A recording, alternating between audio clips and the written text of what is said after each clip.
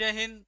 वंदे मातरम साथियों, आप सभी का एक बार फिर से स्वागत है आपकी अपनी लूसेंट की कक्षा में दोस्तों। जी हाँ, आज का जो टॉपिक है वो बौद्ध धर्म है दोस्तों।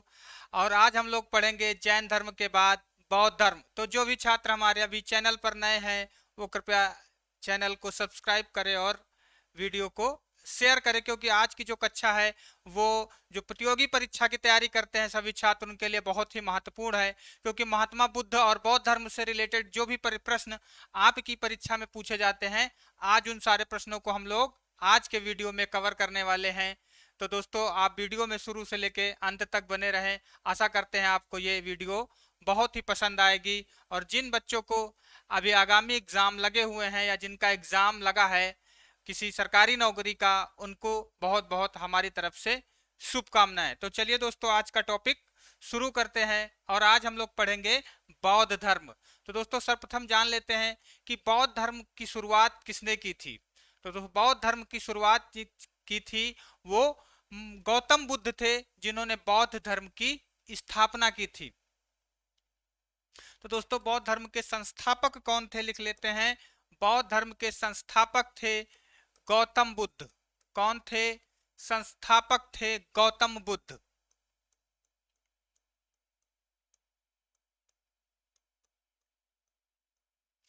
गौतम बुद्ध थे। और गौतम बुद्ध को ही क्या कहा जाता है? तो गौतम बुद्ध को लाइट ऑफ एशिया कहा जाता है। क्या कहा जाता है गौतम बुद्ध को? तो गौतम बुद्ध को दोस्तों लाइट ऑफ एशिया कहा जाता है।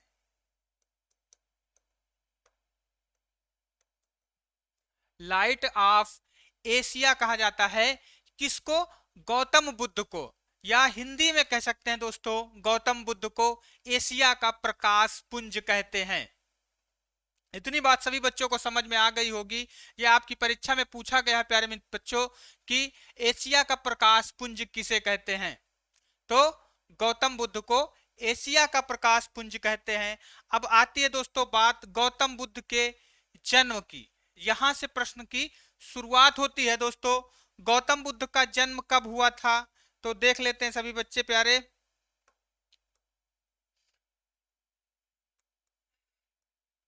गौतम बुद्ध का दोस्तों जो जन्म हुआ था वो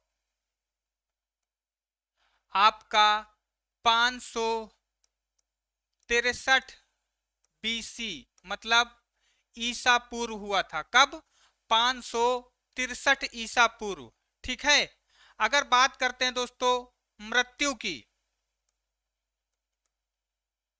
मृत्यु की बात करते हैं दोस्तों, तो मृत्यु कब हुई थी? तो दोस्तों, गौतम बुद्ध की जो मृत्यु हुई थी वो 483 ईसा पूर्व हुई थी। 483 बीसी में कब हुई थी मृत्यु? तो 483 ईसा पूर्व गौतम बुद्ध की मृत्यु हुई थी प्यारे बच्चों। और गौतम बुद्ध के बचपन का नाम क्या था? दोस्तों, गौतम बुद्ध के बचपन का नाम सिद्धार्थ था। क्या था? गौतम बुद्ध के बचपन का नाम सिद्धार्थ था। और बचपन में इनको सिद्धार्थ कहते थे। ठीक है दोस्तों। आगे बात करते हैं दोस्तों, जब जन्म होता है तो जन्म देने वाला भी होगा। और जन्म देने वाले कौन महान थे जिनको हमारा सादर प्रणाम है? वो कौन महान पिता थे, उनके बारे में जान लेते हैं दोस्तों। तो दोस्तों, पिता क्या कौन थे इनके? तो पिता का क्या नाम था, सभी देख लेते हैं। दोस्तों, पिता का नाम शुद्धोधन था। क्या नाम था? शुद्धोधन। शुद्धोधन जी ऐसे महान पिता थे जिन्होंने गौतम बुद्ध जैसे परम सन्यासी पुत्र, महान पुत्र, न्यायप्रिय पुत्र और संसार को एक शांति का प्रतीक देने वाले पुत्र को पैदा किया था। उन महानुभाव को मेरा बार बार प्रणाम है प्यारे बच्चों। तो पिता का नाम क्या था? तो पिता का नाम शुद्धोधन था। ठीक है दोस्तों। आगे बात करते हैं, शुद्धोधन कौन थे? तो शुद्धोधन दोस्तों शाक्य कुल के मुखिया थे। कौन थे? शाक्य कुल के मुखिया।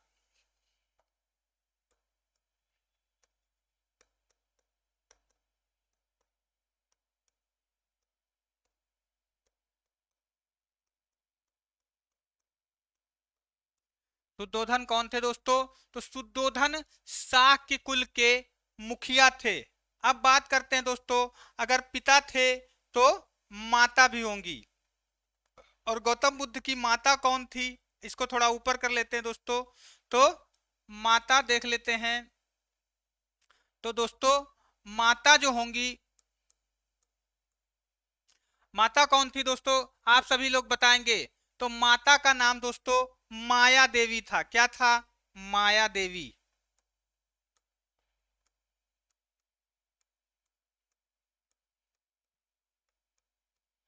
माया देवी इनकी माता का नाम था। दुर्भाग्यवश दोस्तों सिद्धार्थ या गौतम महात्मा बुद्ध के जन्म के 7वें दिन इनकी मृत्यु हो जाती है। जन्म के 7वें दिन सिद्धार्थ की माता जी की मृत्यु हो जाती है। किसकी? माया देवी की। ठीक है दोस्तों।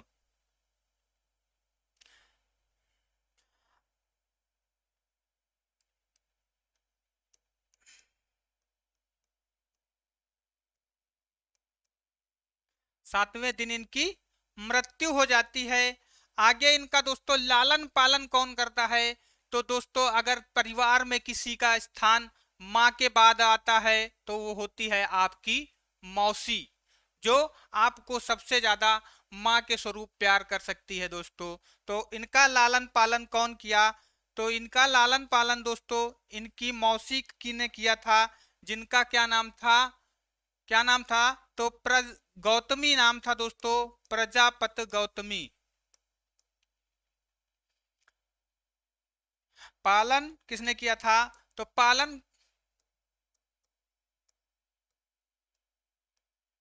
पालन प्रजापति गौतमी ने दोस्तों किया था। ठीक है, आप सभी को इतनी बात समझ में आ गई होगी कि माता का नाम माया देवी था, जन्म के 7वें दिन इनकी मृत्यु हो जाती है। और लालन पालन किसने किया? तो लालन पालन प्यारे बच्चों इनकी मौसी, जिनका नाम था प्रजापति गौतमी, उन्होंने इनका पालन पोषण किया। ठीक है, आगे बात करते हैं दोस्तों, गौतम बुद्ध का विवाह किसके साथ हुआ था? पत्नी कौन थी दोस्तों?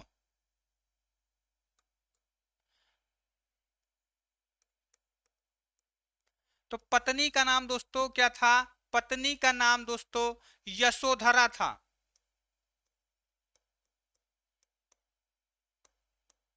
पत्नी का नाम यशोधरा था। और जब पत्नी थी तो एक पुत्र की भी प्राप्ति हुई थी, और पुत्र का नाम क्या था? तो पुत्र का नाम दोस्तों राहुल था। गौतम बुद्ध के पुत्र का क्या नाम था? तो गौतम बुद्ध के पुत्र का नाम राहुल था और पत्नी का नाम यशोधरा था। इतनी बात आशा करता हूं सभी बच्चों को समझ में आ गई होगी। ठीक है दोस्तों, आगे बात करते हैं दोस्तों कि गौतम बुद्ध के जो विवाह हुआ था वो कितने वर्ष की उम्र में हुआ था? तो 16 वर्ष की उम्र में इनका विवाह हो जाता है दोस्तों। 16 वर्ष की उम्र में इनका विवाह यशोधरा के साथ हो जाता है। दोस्तों ऐसे ही इनका राज्य चल रहा था। एक बार ये घर से अपने जो मंत्री थे या सेनापति थे उनके साथ अपने राज्य में घूमने के लिए निकलते हैं दोस्तों। और घूमने के लिए निकलते हैं और ये वहां पर जाते हुए क्या देखते हैं? तो ये जो देखते हैं दोस्तों उसमें से सर्वप्रथम इन्होंने क्या देखा था दोस्तों? तो सर्वप्रथम इन्होंने देखा कि एक बूढ़ा व्यक्ति है। तो इन्होंने एक बूढ़े व्यक्ति को देखा और इन्होंने अपने मंत्री से पूछा कि ये क्या है? तो मंत्री ने बताया कि ये व्यक्ति ऐसा है जो अपने जीवन के अंतिम क्षणों में है। जीवन के अंतिम क्षणों में है और इसने अपनी युवावस्था का और जवान स्थिति का पूर्ण कर ली है और अब ये वृद्धावस्था में पहुंच चुका है। उसके बाद इन्होंने क्या देखा? एक बीमार व्यक्ति, एक बीमार व्यक्ति को देखा। फिर से महात्मा बुद्ध ने यही सवाल किया कि ये इसको क्या हो गया है? तो उन्होंने बताया कि इसको बीमारियों से ग्रसित है और इसको बीमारियों ने घेर रखा है। आगे जाने के बाद इन्होंने देखा एक शव को। एक शव को देखा दोस्तों, और शव को देखते हुए चार लोग उसको लिए जा रहे थे। तो लोगों ने पूछा, उन्होंने पूछा ये क्या है? तो दोस्तों उन्होंने कहा, मंत्री ने, कि इसने अपने जीवन को, इसका जीवन समाप्त हो गया है, अर्थात ये अब जन्म मरण के दुख से अलग हो चुका है और ये शव है। ठीक है। आगे जाने पर इन्होंने चौथी एक चीज और देखी, वो था सन्यासी, और वो अपने अंतर मन में एकदम शांत मगन था। तो महात्मा बुद्ध ने सोचा कि इन तीनों से अच्छा जो जीवन है वो किसका है? तो वो सन्यासी जीवन है। ठीक है दोस्तों, आगे बात करते हैं दोस्तों। अगर कि एक चीज लिख लीजिएगा दोस्तों, गौतम बुद्ध के जो जन्म का चिन्ह था वो कमल था दोस्तों। क्या था? कमल कहते हैं दोस्तों। क्या कहते हैं? कमल कहते हैं। ठीक है। आगे देखते हैं दोस्तों, ग्रह त्याग की अवस्था क्या थी दोस्तों? ग्रह त्याग।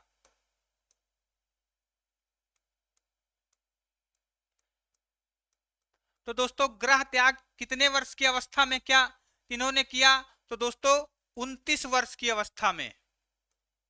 कितने वर्ष की अवस्था में ग्रह त्याग किया? 29 वर्ष की आयु में इन्होंने ग्रह त्याग कर दिया, संसारिक मोह माया से अपने आप को मुक्त करने के लिए, सन्यासी जीवन के लिए। ठीक है दोस्तों। और ग्रह त्याग की ये घटना क्या कहलाई दोस्तों? तो ग्रह त्याग की ये घटना दोस्तों ये क्या कहलाई? तो ये जो वो महाभिनिष्क्रमण कहलाई दोस्तों। क्या कहलाई? ग्रह त्याग की घटना को क्या कहते हैं? तो ग्रह त्याग की घटना को दोस्तों महाभिनिष्क्रमण कहते हैं बौद्ध धर्म में।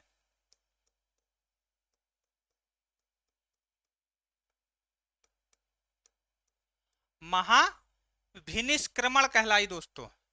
ग्रह त्याग करने के बाद दोस्तों महात्मा बुद्ध ने बिना भोजन और जल लिए, भोजन या पेय लिए 6 वर्ष तक कठिन तपस्या की। कितने वर्ष तक कठिन तपस्या की?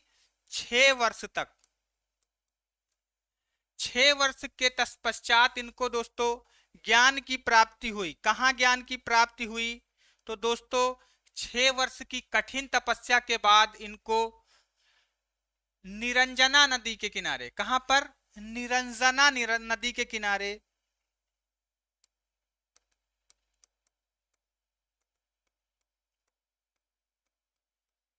निरंजना नदी के किनारे और बोधि वृक्ष के नीचे,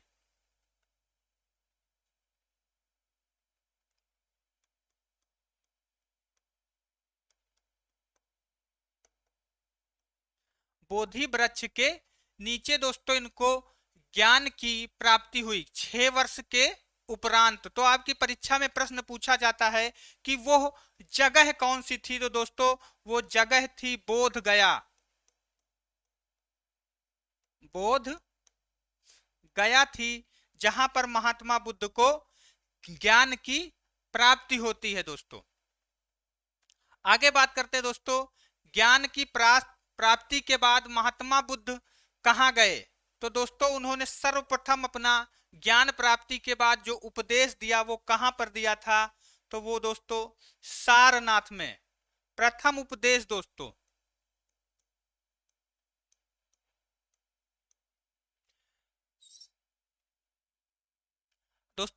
जो ज्ञान प्राप्ति हो गई उसको क्या कहते हैं दोस्तों? तो ज्ञान प्राप्ति को ही धर्म चक्र प्रवर्तन कहते हैं। क्या कहते हैं? धर्म चक्र प्रवर्तन।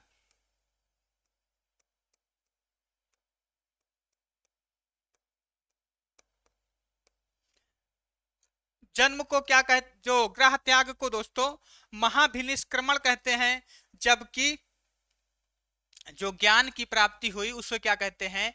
धर्म चक्र प्रवर्तन कहते हैं दोस्तों। एक भी प्रश्न आपका छूटने ना पाएगा, सभी बच्चे वीडियो में बने रहें, कोई भी चीजें छूटेंगी नहीं दोस्तों। अब बात होती है दोस्तों, ज्ञान की प्राप्ति तो हो गई, ज्ञान की प्राप्ति तो हो गई, उसके बाद महात्मा बुद्ध ने क्या किया? उसके बाद महात्मा बुद्ध सर्वप्रथम कहां गए? तो सारनाथ गए। तो सारनाथ गए और उन्होंने वहां पर अपना पहला उपदेश दिया। क्या दिया? पहला उपदेश। पहला उपदेश कहां दिया दोस्तों? तो पहला उपदेश सारनाथ में दिया। कहां? सारनाथ। सारनाथ में महात्मा बुद्ध ने अपना पहला उपदेश दिया था। अगर बात करते हैं दोस्तों सबसे ज्यादा उपदेश कहां दिए, महात्मा बुद्ध ने सबसे ज्यादा उपदेश कहां दिए, ये आपकी परीक्षा में पूछा हुआ प्रश्न है सभी बच्चों। तो आप बताएंगे कि सबसे ज्यादा उपदेश,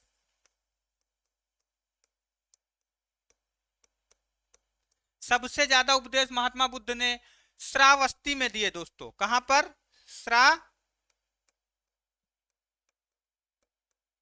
श्रावस्ती में दिए दोस्तों। ठीक है। अब बात करते दोस्तों महात्मा बुद्ध का जो जन्म हुआ था वो कहां पर हुआ था? जन्म कहां पर हुआ था दोस्तों? जो जन्म हुआ था उस स्थान का नाम था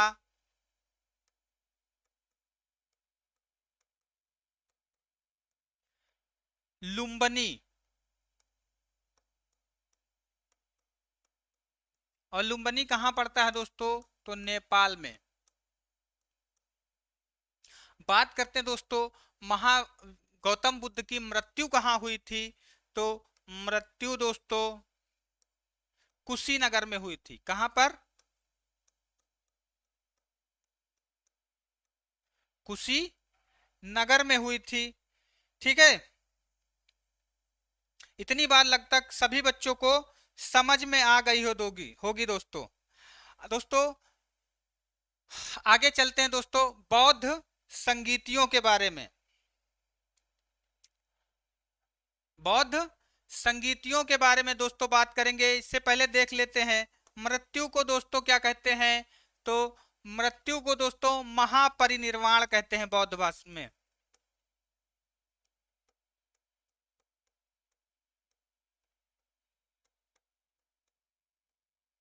परिनिर्वाण कहते हैं दोस्तों। ठीक है।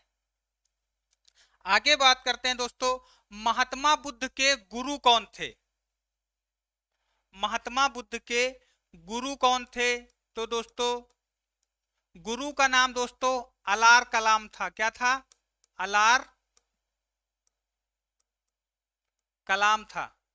ठीक है। आपके परीक्षा में कभी कभी ये प्रश्न भी पूछा जाता है कि महात्मा बुद्ध के गुरु कौन थे? तो गुरु की जगह पे आप क्या लिखेंगे? अलार कलाम। ठीक है दोस्तों। पहला उपदेश दोस्तों कहां दिया था? तो पहला उपदेश सारनाथ में दिया था। और अंतिम उपदेश कहां दिया? तो अंतिम उपदेश कुशीनगर में दिया। सबसे ज्यादा कहां दिए? तो श्रावस्ती में दिए। और दोस्तों जो उपदेशों की भाषा थी, भाषा कौन सी थी दोस्तों? तो भाषा थी पाली। पाली भाषा थी। आपके एग्जाम में कई बार पूछा गया है कि बौद्ध धर्म की भाषा कौन सी है? तो बौद्ध धर्म की भाषा जो है वो पाली है। जिस प्रकार जैन धर्म की भाषा प्राकृत और अर्धमागधी को कहते हैं। ठीक है। तो जैन धर्म की भाषा प्राकृत और अर्धमागधी है, उसी प्रकार बौद्ध धर्म की भाषा क्या है? तो बौद्ध धर्म की भाषा पाली है। ठीक है। आगे बात करते हैं दोस्तों बौद्ध धर्म की संगीतियों के बारे में।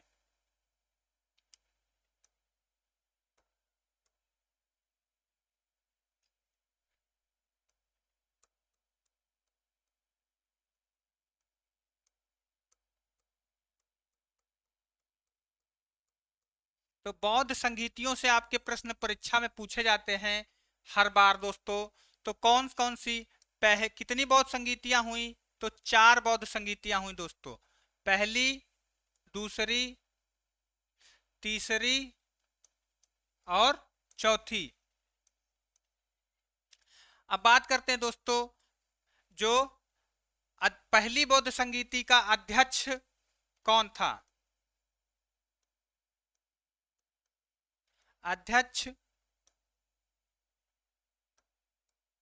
शासक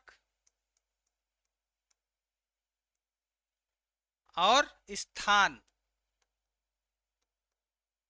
वर्ष कौन सा था? अध्यक्ष, शासक, स्थान और वर्ष। तो दोस्तों पहली शासक जो पहली जो बौद्ध संगीति हुई थी वो किसके शासनकाल में हुई? तो उसका अजात शत्रु के शासनकाल में। थोड़ा सा एक सेकेंड।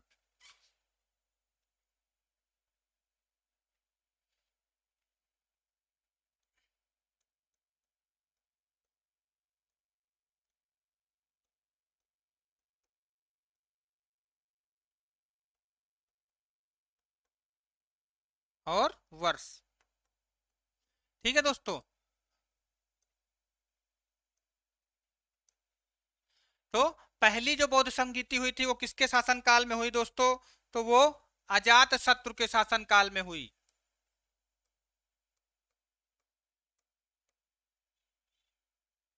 अजात शत्रु के शासनकाल में हुई थी। और अजात शत्रु जो था वो उसका शासन था। अगर बात करते हैं दोस्तों अध्यक्ष कौन था पहली बौद्ध संगीति में? तो अध्यक्ष दोस्तों थे, कौन थे पहली बौद्ध संगीति में? अध्यक्ष कौन थे सभी बच्चे एक बार बताएंगे? तो महाकश्यप दोस्तों अध्यक्ष थे।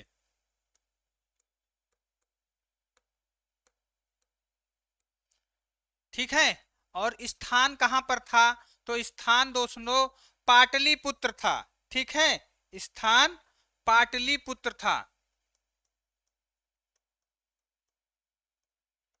और वर्ष कौन सा था? तो दोस्तों वर्ष था 483 बीसी। ठीक है। अगर बात करते दोस्तों दूसरी बौद्ध संगीति का जो शासक था कौन था? वो कालाशोक था।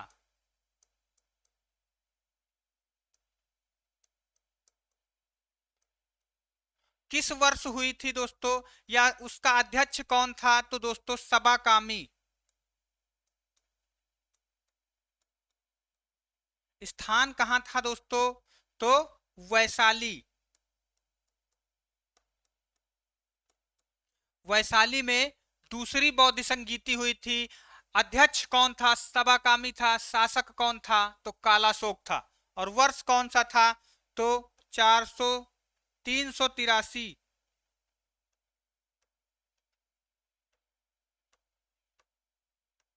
383 बीसी या 383 ईसा पूर्व। ठीक है। अगर बात करते हैं तीसरी में शासक कौन था दोस्तों? तो तीसरी बौद्ध संगीत में शासक अशोक था। और जो जो अध्यक्ष था वो मोगली पुत्तिस था दोस्तों।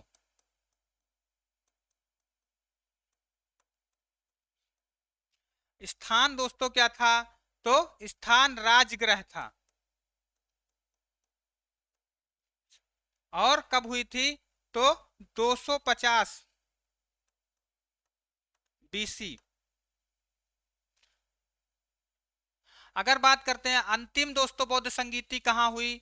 तो कनिष्क के शासनकाल में हुई।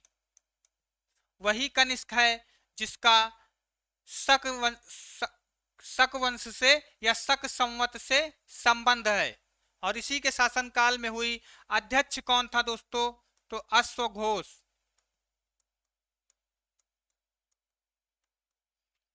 जो जगह थी वो कुंडलवन, जम्मू एंड कश्मीर में थी। और ये प्रथम शताब्दी में दोस्तों हुई थी।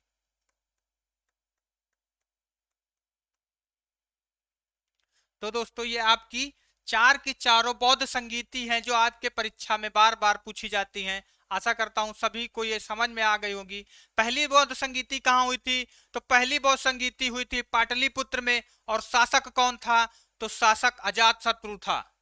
दूसरी और अध्यक्ष कौन था? तो अध्यक्ष था महाकश्यप, इसके अध्यक्ष थे। और जगह थी पाटलिपुत्र। सब वर्ष कौन सा था? तो 483 ईसा पूर्व। अगर दूसरी बौद्ध संगीति की बात करते हैं दोस्तों तो दूसरी बौद्ध संगीति हुई थी कालाशोक के समय में। और शासक कौन और अध्यक्ष कौन था दोस्तों? तो सबाकामी। सबाकामी अध्यक्ष थे। स्थान था वैशाली। और वर्ष था 383 ईसा पूर्व। अगर बात करते हैं तीसरी बौद्ध संगीति की, तो तीसरी बौद्ध संगीति हुई दोस्तों राजगृह में। और अध्यक्ष कौन था? तो मोगली पुत्तिस अध्यक्ष थे, और जगह थी राजगृह, और वर्ष था 250 ईसा पूर्व। अगर बात करते हैं चौथी बौद्ध संगीति की, तो चौथी बौद्ध संगीति कनिष्क के समय में हुई, और वही कनिष्क है जिसने शक संवत की शुरुआत की थी। और जगह कहां थी? कुंडलवन थी, कश्मीर के, और अध्यक्ष थे अश्वघोष या वसुमित्र।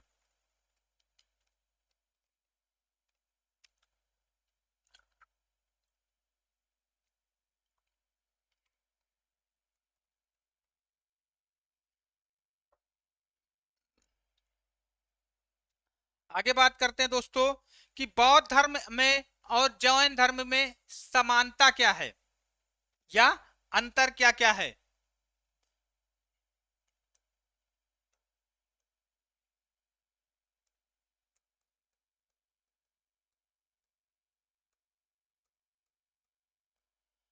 बौद्ध और जैन में अंतर क्या है दोस्तों?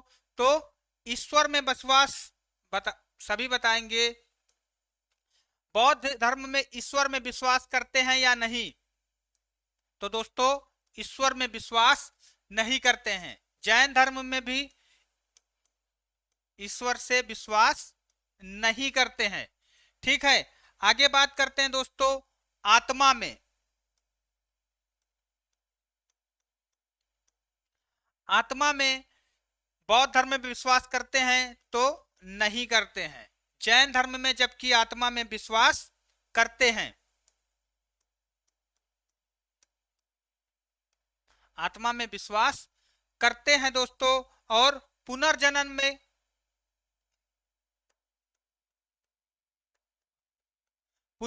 में जैन में विश्वास करते हैं कि नहीं? तो जैन धर्म में दोस्तों विश्वास करते हैं, और इसमें करते हैं, बौद्ध धर्म में करते हैं, जबकि जैन धर्म में करते हैं कि नहीं दोस्तों?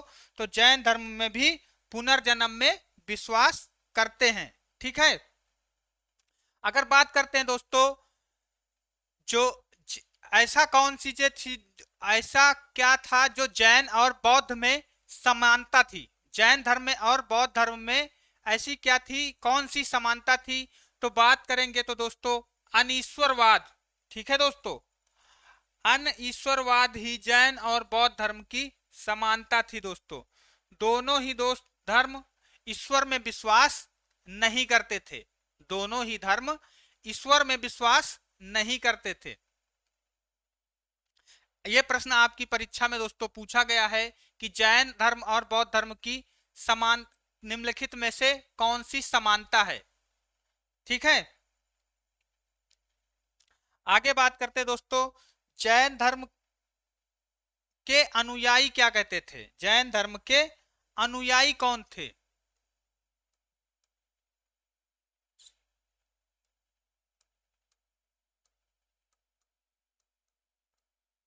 अनुयायी दोस्तों जैन धर्म में दो प्रकार के थे। अनुयायी जैन धर्म में दो प्रकार के थे। कौन कौन से थे दोस्तों? एक थे दोस्तों, दो क्या थे? भिक्षुक थे दोस्तों।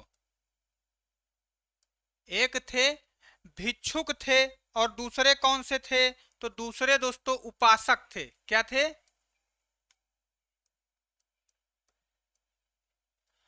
भिक्षुक और उपासक में दोस्तों अंतर क्या था?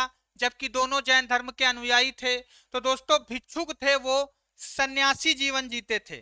कौन सा जीवन जीते थे? तो सन्यासी जीवन जीते थे। अगर बात करें दोस्तों उपासक की, जो बौद्ध धर्म के उपासक थे, उपासक दोस्तों गृहस्थ जीवन में रहकर भी बौद्ध धर्म को मानते थे।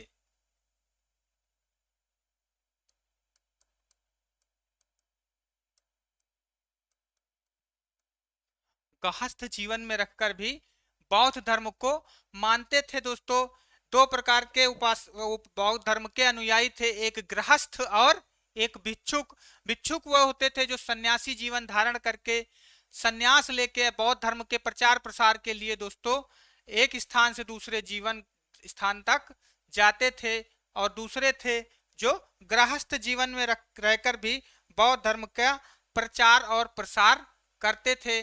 ठीक है, तो इतनी बात आपको सभी को समझ में आ गई होगी प्यारे बच्चों। बौद्ध धर्म के दोस्तों त्रिरत्न कौन से थे? त्रिरत्न कौन से थे? तो बौद्ध धर्म के तीन रत्न कौन से थे? तो आप सभी को मालूम होगा, सुत्त पिटक। कौन से?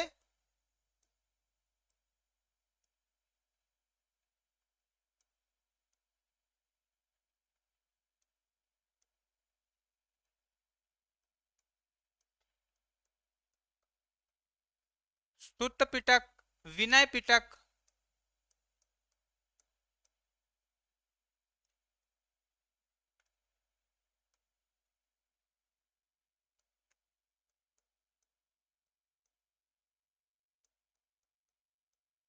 और अभिधम्म पिटक।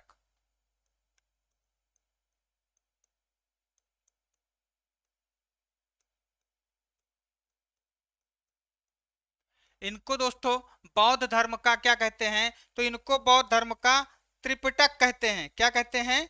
त्रिपिटक कहते हैं दोस्तों। ठीक है, त्रिपिटक कहते हैं दोस्तों। आगे बात करते हैं।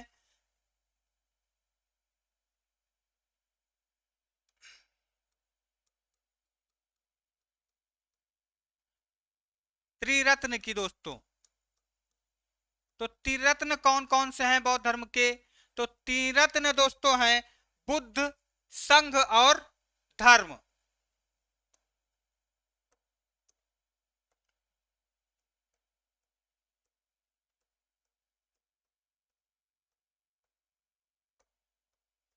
बुद्ध, संघ और धर्म क्या है?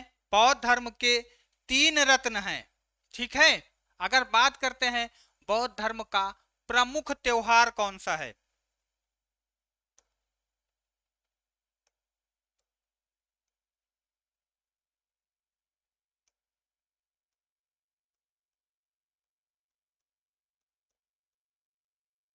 तो प्रमुख त्योहार प्यारे बच्चों बैसाखी या बैसाख पूर्णिमा है।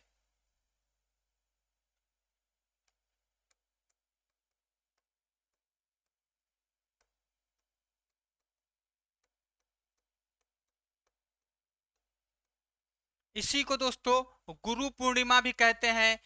बताते हैं कि बैसाखी या पूर्णिमा के दिन ही महात्मा बुद्ध ने जन्म लिया था, ज्ञान की प्राप्ति हुई थी और मृत्यु भी उसी दिन हुई थी। इसीलिए बौद्ध धर्म का जो सबसे प्रमुख त्योहार है वो कौन सा है? तो बैसाख पूर्णिमा है। ठीक है दोस्तों, आगे बात करते हैं बौद्ध धर्म कितने भागों में विभाजित हुआ?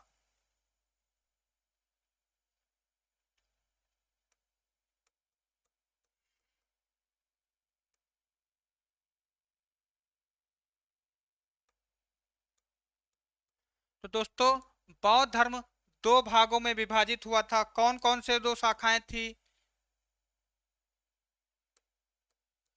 महायान और हीनयान। बौद्ध धर्म दो शाखाओं में विभाजित हुआ। कौन सी एक शाखाएं थी? हीनयान और महायान, दो शाखाओं में बौद्ध धर्म विभाजित हुआ था। और कौन सी संगीति में विभाजित हुआ? तो चौथी बौद्ध संगीति के में।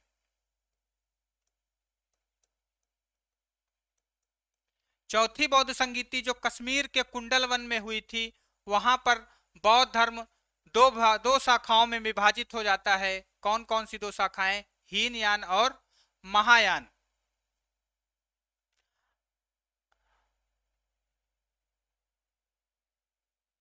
प्रथम मूर्ति दोस्तों बौद्ध धर्म की किस कला शैली में प्राप्त होती है? तो प्रथम मूर्ति दोस्तों मथुरा कला शैली में प्राप्त होती है।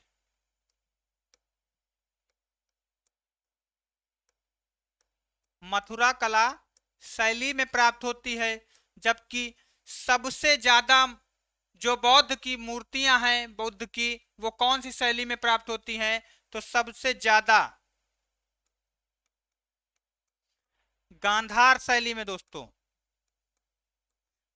गांधार शैली में दोस्तों प्राप्त होती हैं सबसे ज्यादा बौद्ध धर्म की मूर्तियां।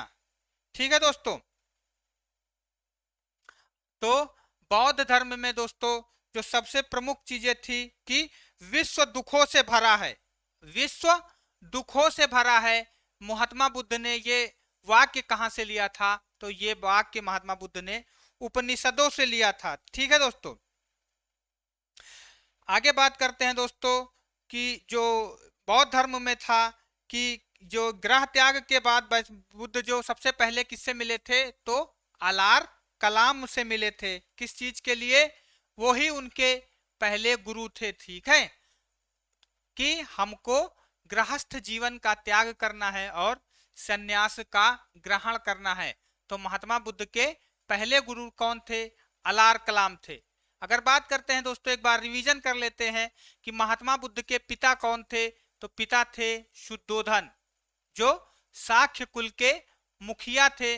अगर बात करते हैं दोस्तों माता कौन थी? तो माया देवी थी, जिन्होंने जन्म दिया था। और पालन पोषण करने वाली माता कौन थी? प्रजापति गौतमी थी।